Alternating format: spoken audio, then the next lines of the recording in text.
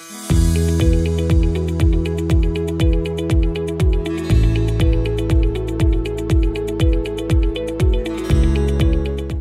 అండి, నేను మీ doctor MS Reddy, Kiran hospitals, Karman Ghat, LB Nagar.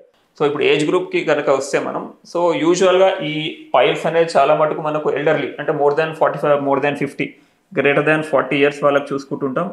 ఈ ఫిజర్ వచ్చేసి యూజువల్ యంగర్ గ్రూప్ వాళ్ళకు కూడా వస్తుంటాయి. మెయిన్ ఎందుకంటే ఇంతకుముందు చెప్పినట్టు ఫుడ్ హ్యాబిట్స్ వల్ల, spicy food, oil food, alcohol, దీనివల్ల ఖచ్చితంగా ఫిజర్ వచ్చే అవకాశం ఉంటుంది. సో ఇది యూజువల్గా మిడిల్ ఏజ్ 55 to 45 ఇయర్స్ వాళ్ళకు, 25 to 45 ఇయర్స్ వాళ్ళకు వస్తుంది.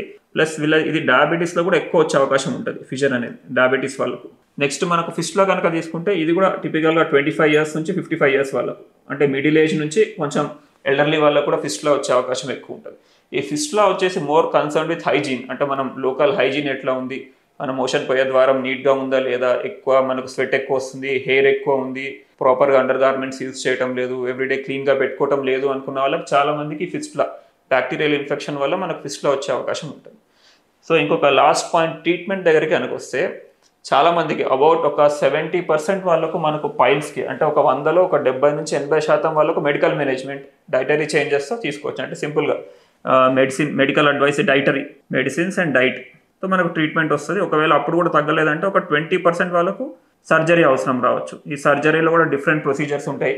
ఓపెన్ ప్రొసీజర్ ఉంటుంది, మనకు లేజర్, ఇప్పుడు రీసెంట్గా లేజర్ వస్తుంది. ఇంకా గ్రేడ్ 3, గ్రేడ్ 4 కనుక ఉంది అనుకుంటే, ప్రొలాప్స్డ్ పైల్స్ అట్లా ఉన్నాయనుకుంటే స్టేప్లర్, MIPH అంటారు, స్టేప్లర్స్ వాడచ్చు. So depending on me condition ఎట్లా ఉందో మీ డాక్టర్ డిసైడ్ చేసి మీకు బెస్ట్ ట్రీట్మెంట్ అనేది సజెస్ట్ చేస్తారు.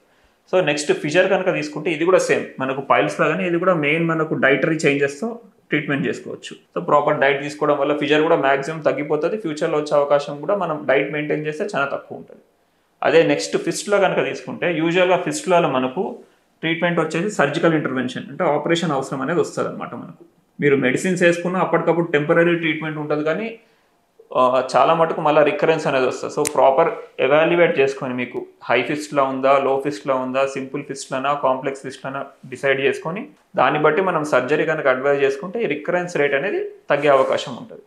సో ఈ 3 కామన్, ఇది ఫిస్ట్లా, పైలోనైడల్ సైనస్ కూడా దీనిలాగానే ఉంటుంది, ఆల్మోస్ట్ ట్రీట్మెంట్ అంతా సేమ్ ఉంటుంది.